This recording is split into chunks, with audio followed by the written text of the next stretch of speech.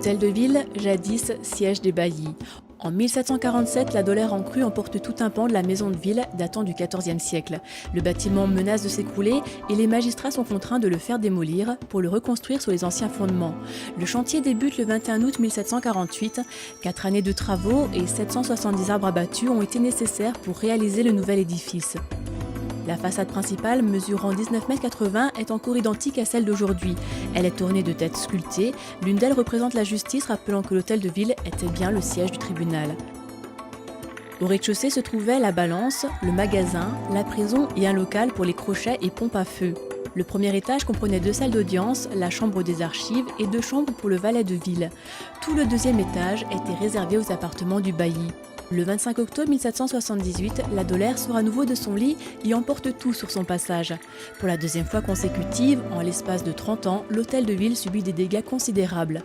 Comme en 1747, la façade côté rivière s'effondre sous la poussée des eaux. Le bâtiment ne sera pas démoli comme la fois précédente. Seule la façade endommagée sera reconstruite. Pour cela, une cour ayant une longueur et une largeur d'un peu plus de 9 mètres est aménagée. De part et d'autre sont érigées 2 ailes, ce qui permet de garder le reste du bâtiment. Ces travaux sont réalisés en 1780 et 1781.